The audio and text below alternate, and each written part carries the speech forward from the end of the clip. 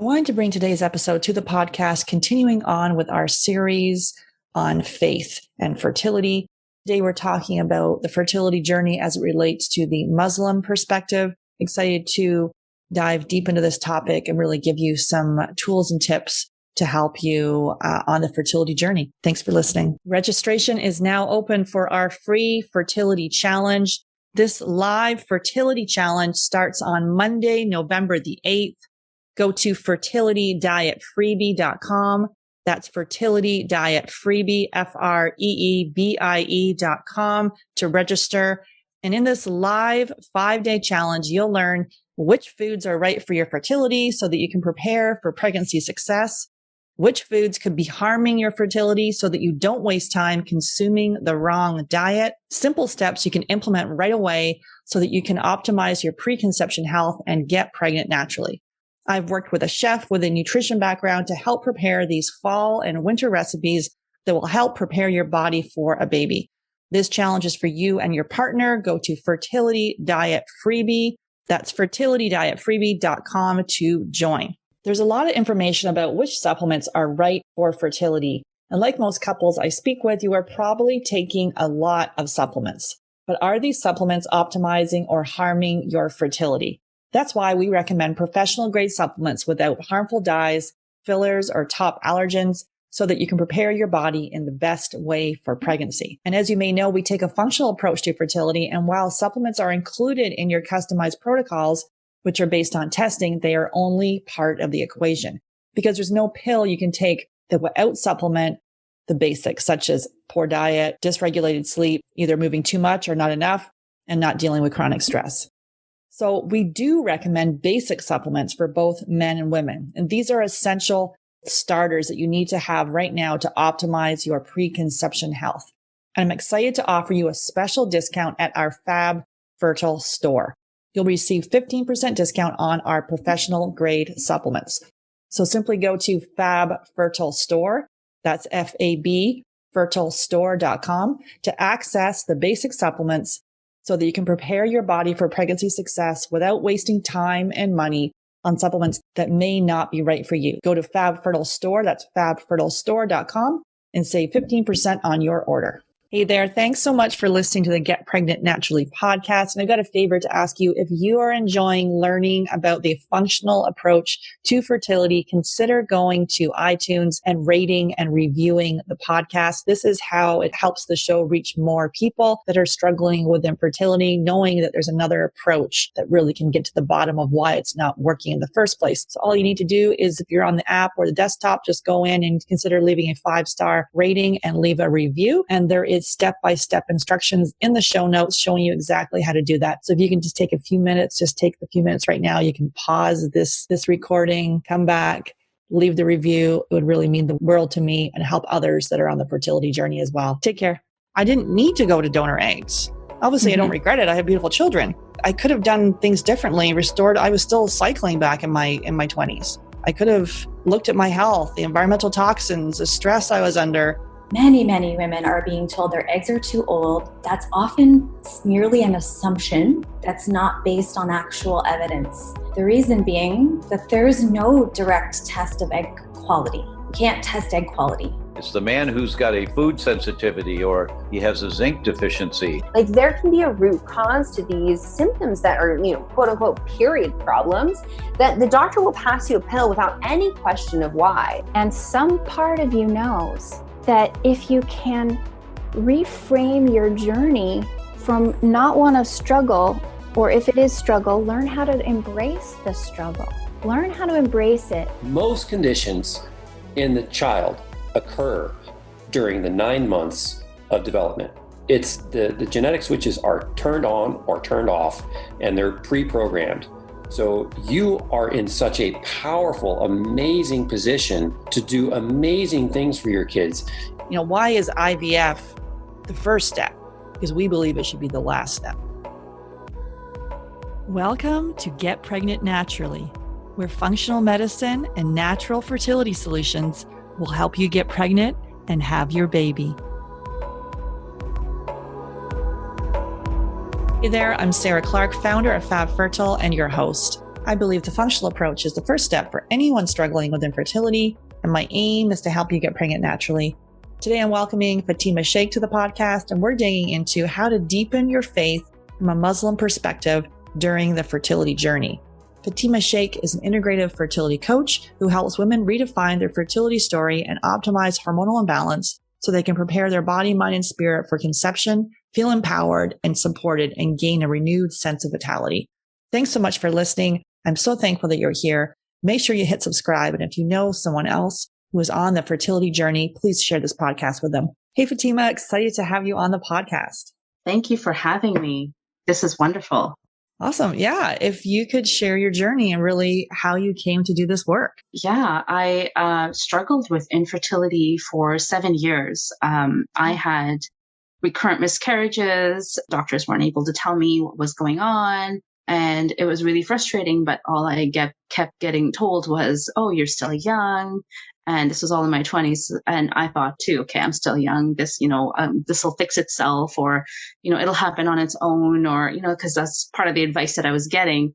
And, as I started getting into my later 20s, I thought, okay, this isn't going away. And this is it's starting to become a problem, and I need to do something about it because it doesn't seem like anyone else knows what to do about it. So they keep pawning it off as, it'll happen. And, after a certain time, it does get a little frustrating and it starts getting old. So, we hadn't, luckily my husband had an opportunity to go to Poland, and from there we were able to travel quite a bit to different parts of the world. And my first thing on my mind would be, I wonder if they have a fertility clinic. I wonder if I could get tested. I wonder this, I wonder that. And I was taken I was in Bangalore at the time, and I was taken to a local hospital through my rickshaw driver. He was amazing, and he took me wherever I wanted to go. So he took me to the nearest local hospital. And this is a municipal, not a fancy hospital, just, what the locals use. And I met a doctor, and she was so competent. She literally asked me 3 questions, and she said, you know what, I think I know what it might be. So why don't you go get tested for this? It was a blood clotting issue. I think my immune system was in overdrive. So, it would suffocate and kill off the embryo before it took off, went any further, the pregnancy went any further. And lo and behold, that was the problem. And I thought, oh my gosh, how amazing is this that a rural, local hospital in India, a doctor from, a hospital in India could pinpoint this. And how is it that all these doctors in North America, I was in the US at the time, couldn't, put me in the right, push me in the right direction, or I didn't even know what was available out there, to be honest. And who I could talk to. We had, the only support groups I had were online, and really it was all about airing, their grievances. And it wasn't, that was a great space to be in. Don't get me wrong. That's where I got to connect with other people and feel like, okay, I'm not an anomaly, but that, really got me thinking about, oh my gosh, there's so much that people don't know. And it led me to, become a health coach. And from there, I became an integrative fertility coach rather. And that's how I came to working in this field. And I now have 2 beautiful children. One who just turned 12 a few days ago, and one is 10. So yeah. Nice. So 7 years. Yeah. It's interesting with that clotting piece, which can be the factor V, is it? Or a factor 5, I should say? It was actually, it's related to MTHFR. Oh, okay. Yeah. Yeah. Yeah. Yeah. So it was that. Yeah. Very, can be common, right? With repeat miscarriage. Okay. So today we're going to be focusing on, it's our series on faith. Today's topic is we're taking, from a Muslim perspective. So I wanted to talk about with you, so how can we, deepen our faith during the fertility journey? Many times, we may feel that, I'll kind of get to some of these questions later, a little bit about, our trust may have been broken, or it may not have been, we just may feel uncertain. So how do we deepen our faith during the fertility journey? It's definitely jolting, when you're first either diagnosed with it or you come, to the point where, you're not, it's not happening for you. It's jolting, definitely. Every challenge comes with its own opportunities, right? And this is when we start reflecting on, why could this be happening to me, and where could I look to for support? This is an opportunity, just amongst others, to reflect and to get closer to God. When we feel helpless and lost, we seek a higher being that knows, that has all the answers, because we don't, and we're struggling. We deepen our faith by trusting that God's timing and purpose for us is perfect, and that He will bring us through this. In Islam, we believe that God does not burden a soul with more than it can bear, and to seek refuge in patience and prayer. So we call out to Allah, that is the name of our God, Allah, with His Asma'ul Husna, which is basically His most beautiful names, and there are 99 of them. Among them are Al-Wahhab, which is the supreme bestower, Al-Muhi, which is the giver of life, Al-Khaliq, which is the creator or the maker, Al-Musawwir, which is the fashioner, Al-Ba'ith, which is the infuser of new life, amongst others. So we reflect on these names and we ask God to bestow upon us that which is we are seeking. And we also reflect on prayers and stories in the Quran, such as the story and prayer of Zechariah or Zechariah in the Christian tradition, I believe, where he seeks an offspring in advanced age and his wife is said to be barren or infertile. And God bestows upon them a child, known as, in the Christian tradition, as John, and we know him as Yahya, but he didn't make the plea without purpose. The purpose for him was to raise a child that would be righteous and do good and replace them in preaching out to those around them. So it's really quite a beautiful way to deepen one's faith, to reflect upon the names of God and His mercy and His, the stories and the people who came before us and how people are seen. It's not like Zechariah abandoned his wife because she couldn't have children. They still had a really great relationship and they were still together even in old age, as shown in the story. So it's really a beautiful way to deepen your faith and kind of still hold your value outside of bearing children. Mm-hmm. Seeking comfort in that. And sometimes, so if we do feel broken, or sometimes we may feel that this infertility or the fertility journey is a punishment. How is that? Like, how do we see a path forward with that? Yeah, it's normal to feel that way. Sometimes it's hard. But in Islam, there are many women who, in our tradition, who have not borne children, but we don't know them because they haven't borne children. We know them because of who they are. We don't know them as infertiles, right? We still hold the same degree of respect as any human being, or we know them through their contributions. A lot of people tend to either willfully forget that or not acknowledge it, which is really sad, because that's not how women are to be seen through the lens of Islam. Let's not look at it as, look at infertility as a punishment, but rather an opportunity to get to know oneself, right? So your biggest proponent is yourself, right?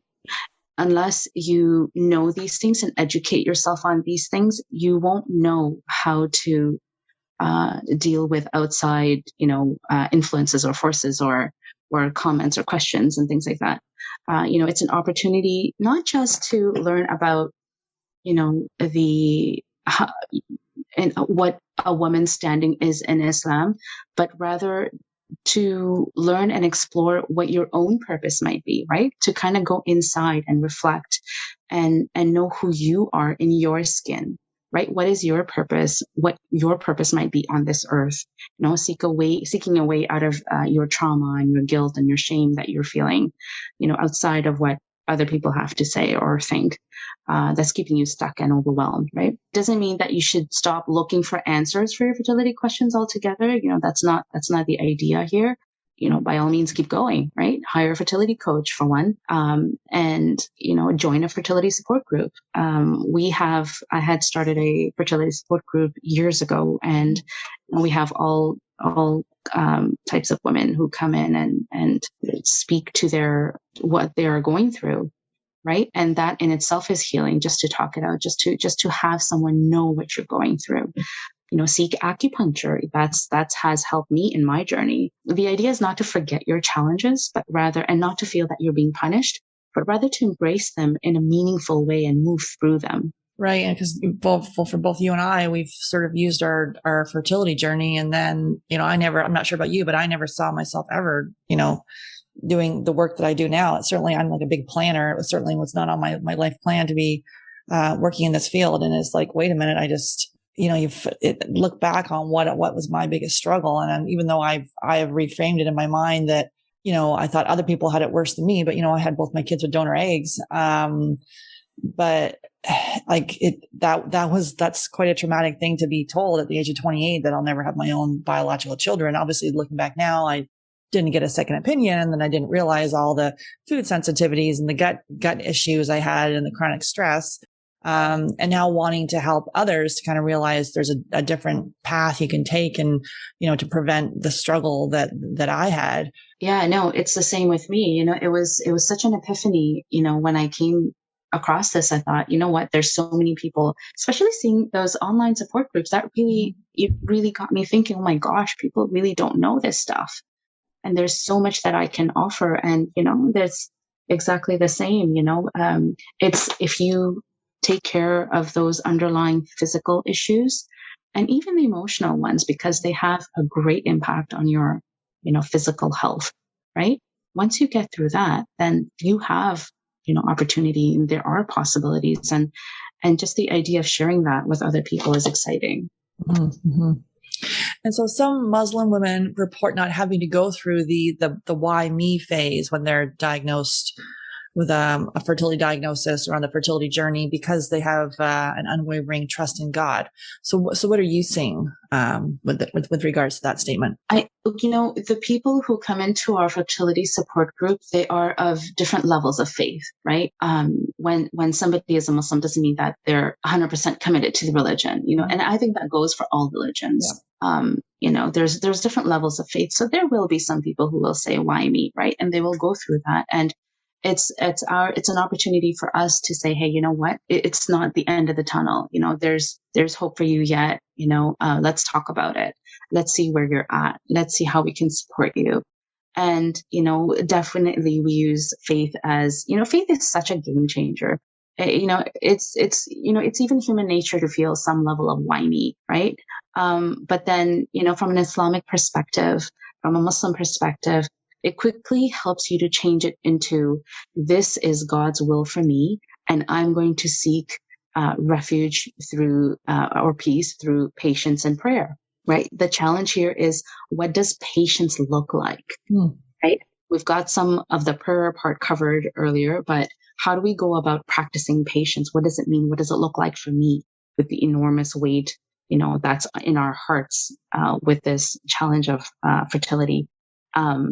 And that becomes the crux of the matter. And that's what Muslim women often seek support with, whether they realize it or not. Yeah, the patience piece is huge. That's something that I've struggled with my whole life. And I still, even now when I'm like, wait, I want somebody to go faster. Wait a minute. Like there's no need to, I always felt like I was banging my head against the wall. This sort of huge level of impatience, which came from my dad. And then I just was always like rushing and super impatient. And now as I've dug into my own spiritual practice and knowing that things, this whole divine timing piece, and it just gives us a sense of calm to everything. I do think the fertility industry, it perpetuates this impatience where we're running out of time. Our eggs were too old. We need to rush to the have our cycle, our rush to IVF right away, and make someone that potentially is prone to that, panic and impatience. Yeah. And it's more. So counterintuitive, right, Sarah? It's so counterintuitive.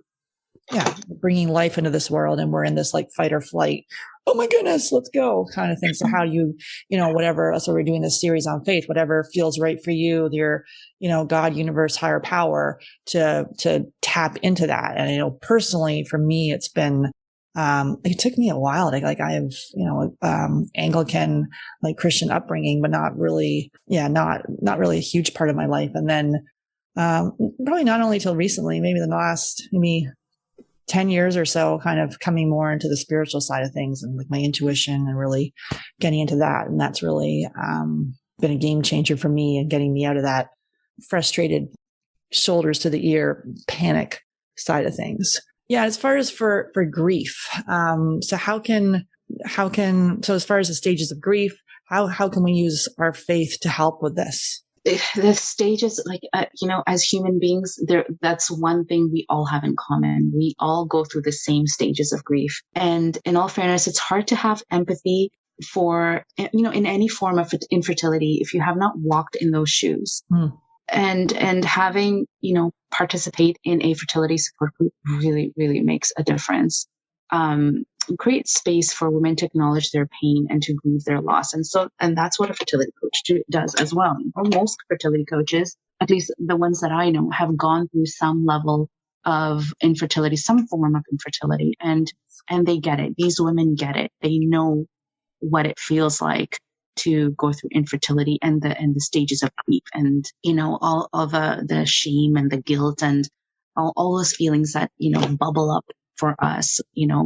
Being able to cry in front of someone is so I don't know if you felt it, Sarah, but just having somebody understand what I'm going through is worthy of a cry.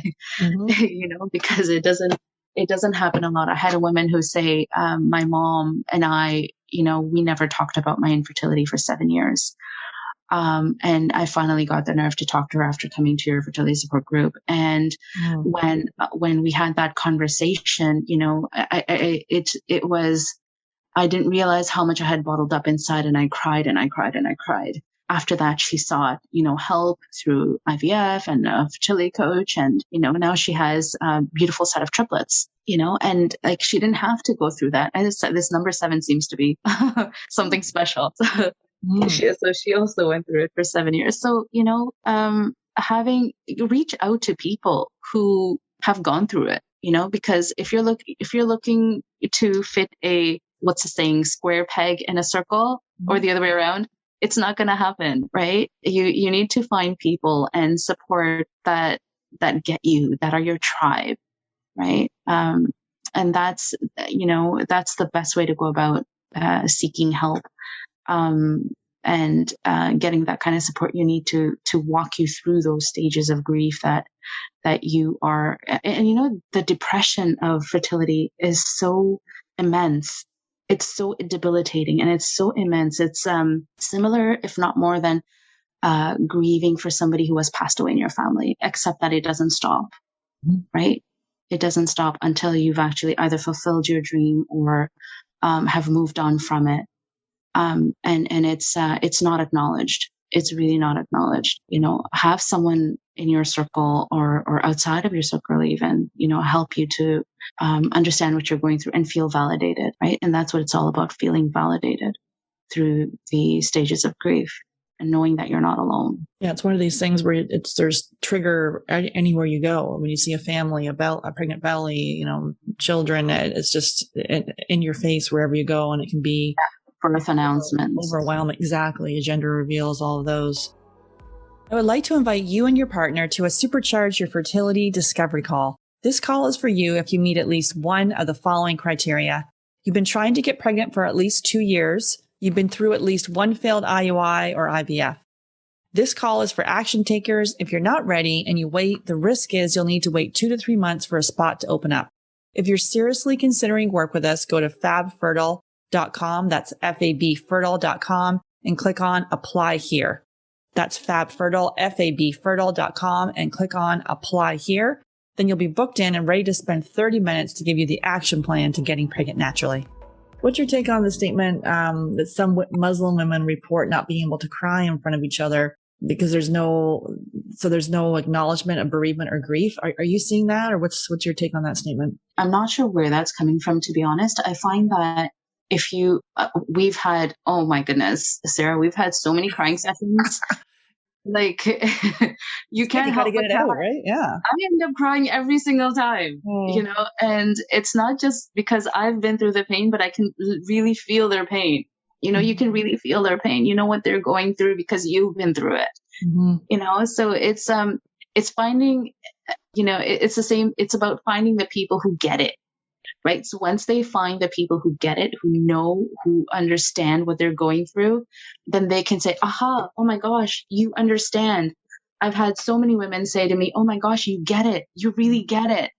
And that's when the release happens. That's when the crying happens. That's when the, you know, the progress happens. That's when the magic happens. You know, that's when their journey to creating their families or creating some, you know, purpose aside from, you know, the stages of grief. That's when that happens, right? When they meet somebody who understands. So myself and my co-founder, also named Sarah, from Fertility Support Group. Yeah, I have 3 Sarahs in my life around fertility.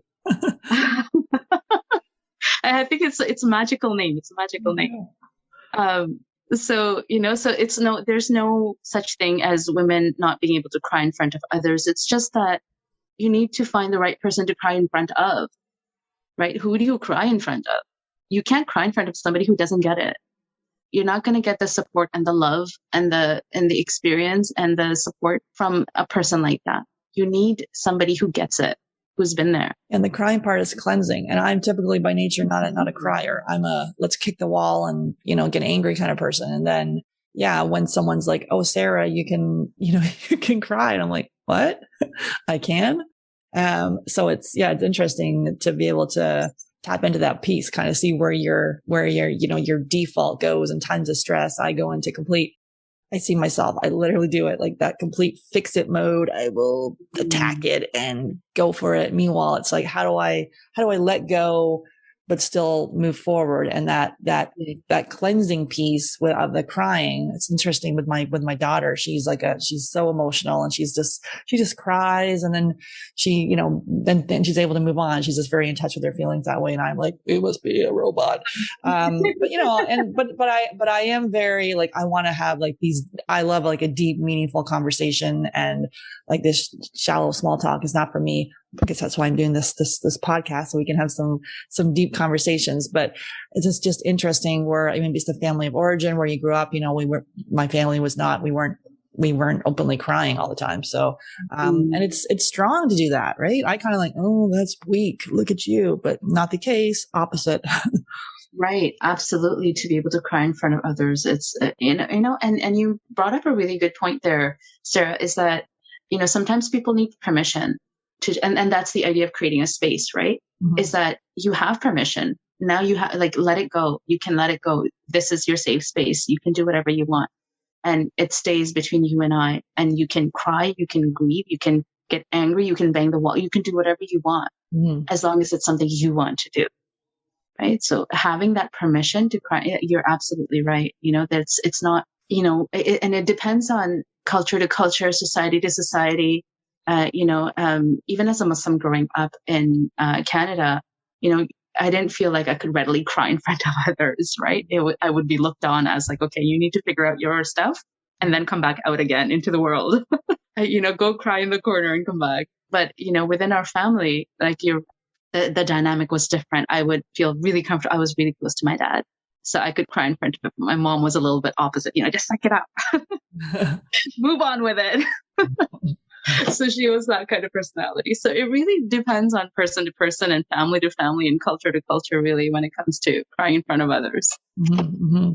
And then for the Muslim, the Muslim culture, maybe like all cultures, we're here to, you know, this is why this is the fertility journey is so painful, because we are here to, you know, procreate. Obviously not everyone, you know, chooses that, or, you know, it's right for them. But, in this conversation, so like the pressure to have children, and then so from the Muslim faith, sometimes the marriage can only be validated because it produces children, or like miscarriage and be seen as the woman's fault.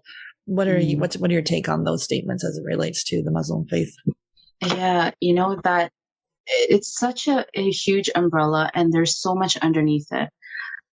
This could apply to any culture and religion, to be honest, under the sky, and as far as the Islamic faith is concerned, a woman's ability to bear children is never the measuring stick to measure her value. But that being said, it does happen, right? There are, if a man is bent on having children, he might, say, okay, well, maybe I need to move on and you're not the one for me.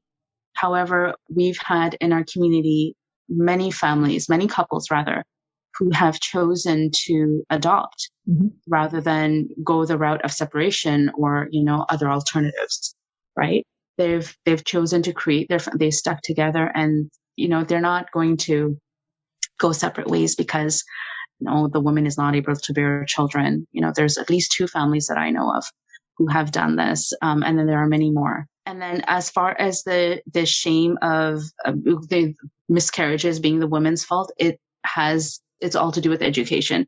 In any educated community, you will not find this.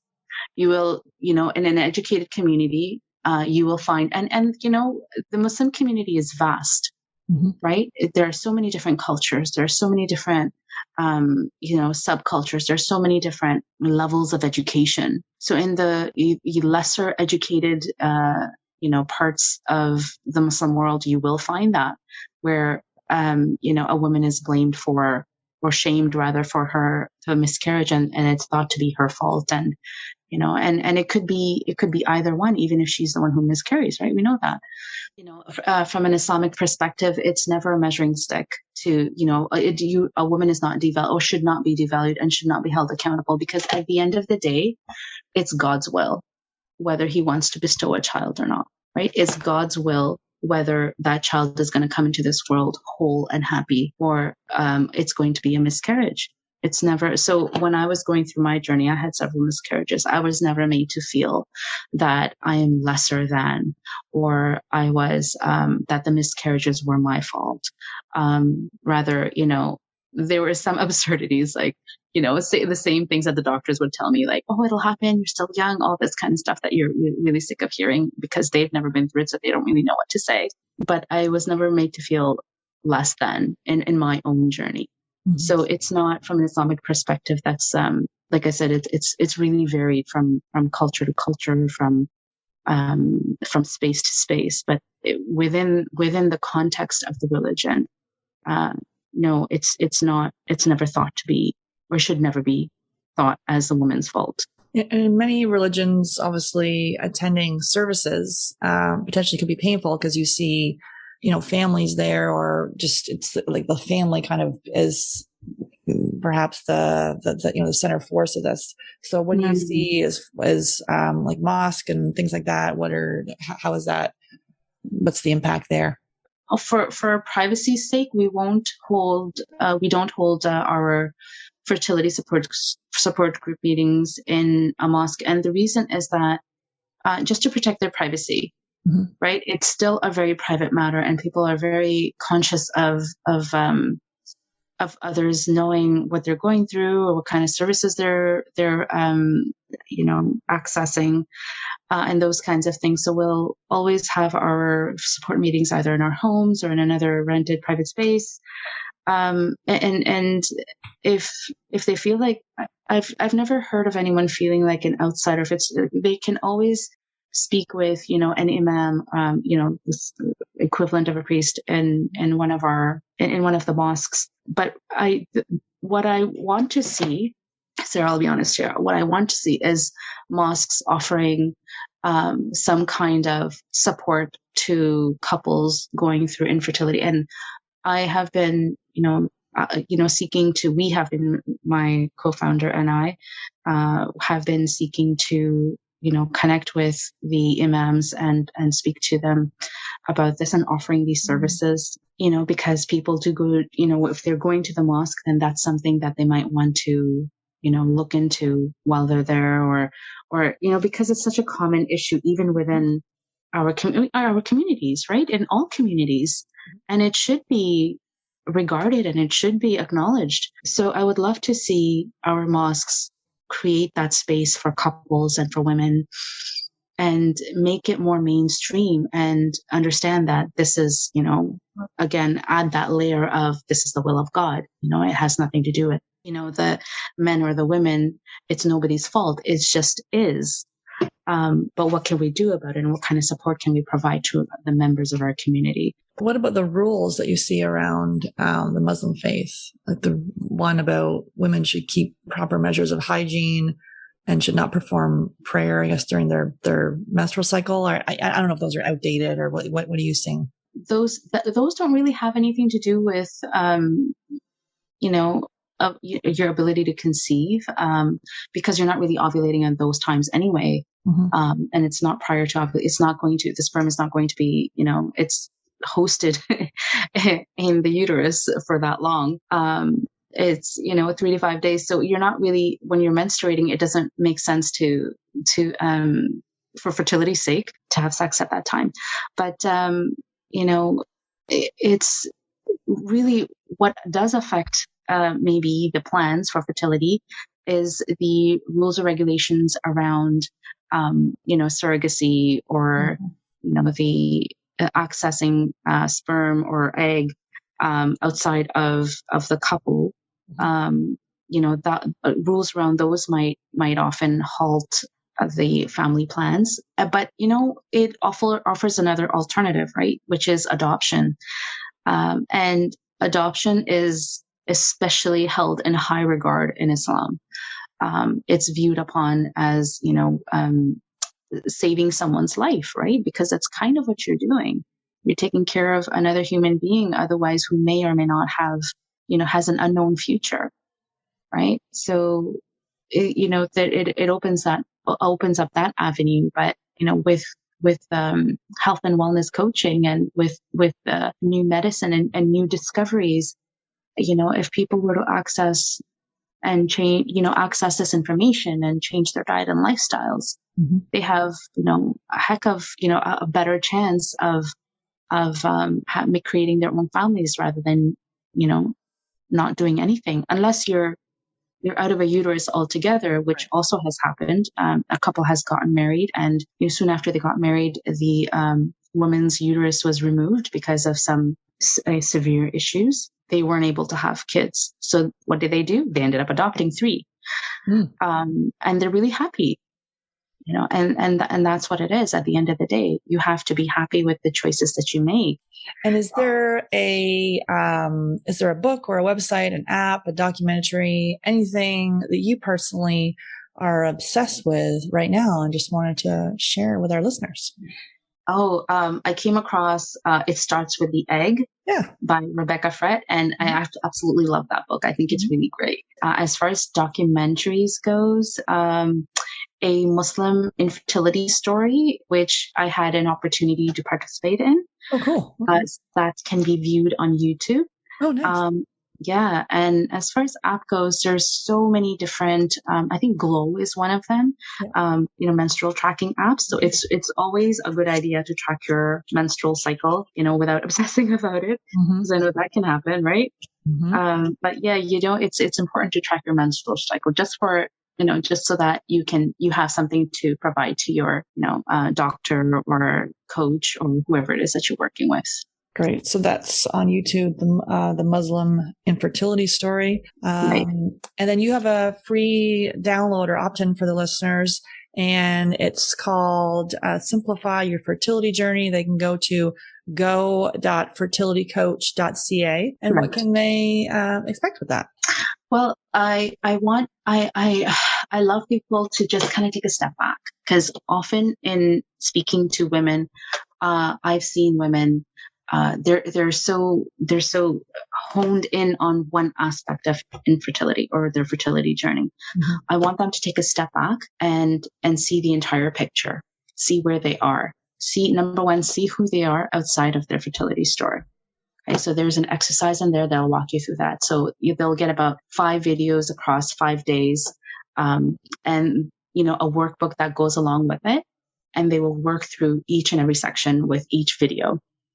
Whether it's, seeing your cycle as different phases of the seasons, right? So when you're menstruating, it might be the winter phase, and then your follicular phase is like the springtime, and kind of seeing your cycle in a different light. And instead of working against it, work with it, right? And I'll walk you through, different strategies on how you can do that.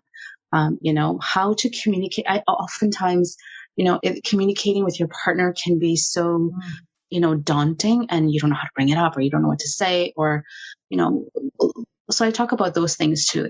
What kind of options you might want to talk to your spouse about. How do you bring it up? How do you, walk through it together? Because really, when you're going through your fertility journey, you need to be partners with your spouse. You need to really work together on this journey, because it's really, you can feel it's a lonely journey. It's a really lonely journey if you're going through it by yourself. So any kind of support that you can get from your spouse or from people around you is fantastic. So there's and there's a few other things in there that people will see when they get their freebies. I'm really excited for people to receive it and go through it and let me know their thoughts on it, because I feel like you need to step back and look at the bigger picture and then move forward from there, because you never know what kind of realizations you will have along the journey. Awesome. So they can go to go.fertilitycoach.ca to check that out. I'll have the link in the show notes. And do you have any final thoughts on our chat today? Anything you want to share? Yeah, no, don't be alone. It's infertility is a very isolating journey. Just don't go it alone. If you're not ready to hire a fertility coach, join a fertility support group. You will meet other like-minded people. You might think that what you're going through. So I had people in my support group who had vaginismus, and they thought that it was, they'll never find anybody else who has the same thing. And lo and behold, there were 3 people who had it. So you never know what you'll find. Be open to discovery, be open to self-discovery, be open to different methodologies, be open to different forms of prayer or religions, or, anything else that if something makes you feel uncomfortable, maybe it's something you might want to look into, right? Whether it's herbs, there's so many different kinds of herbs that can help you. Of course, with, your doctor's, advice and consultation, but just be open-minded and don't go it alone. Love it. Awesome. Well, thanks so much, Fatima, for sharing your words of wisdom on this topic. And my pleasure. Thank you for having me. I regularly speak with 5 to 10 couples per week who are struggling to have their baby. And although we want to help everyone, we only have 4 spots available per month to work with us. I would like to invite you and your partner to a Supercharge Your Fertility Discovery Call. And this call is for you if you meet at least one of these criteria. You've been trying to get pregnant for at least 2 years. You've been through at least one failed IUI or IVF. This call is for action takers. If you're not ready and you wait, the risk is you'll need to wait 2 to 3 months for a spot to open up. If you're seriously considering working with us, go to Fab Fertile, F-A-B Fertile, and click on Book a Free Call. That's Fab Fertile, F-A-B Fertile, and click on Book a Free Call. Then you'll be all booked in and ready to spend 30 minutes to give you the action plan to getting pregnant naturally. There's a lot of information about which supplements are right for fertility. And like most couples I speak with, you are probably taking a lot of supplements. But are these supplements optimizing or harming your fertility?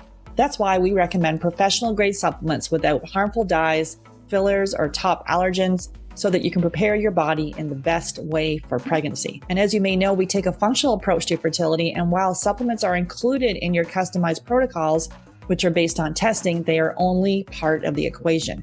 Because there's no pill you can take that will out-supplement the basics, such as poor diet, dysregulated sleep, either moving too much or not enough, and not dealing with chronic stress.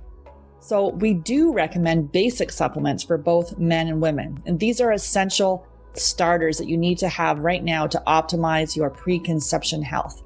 And I'm excited to offer you a special discount at our Fab Fertile store. You'll receive 15% discount on our professional grade supplements.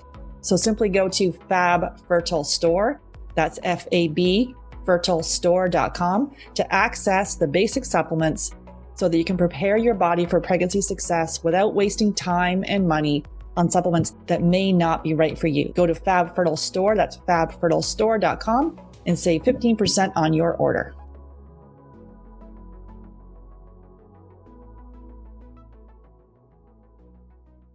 The Get Pregnant Naturally podcast, including show notes and links, provides information with respect to healthy living, nutrition, lab testing, and is intended for informational purposes only. The information provided is not a substitute for medical advice, diagnosis, or treatment, nor is it to be construed as such.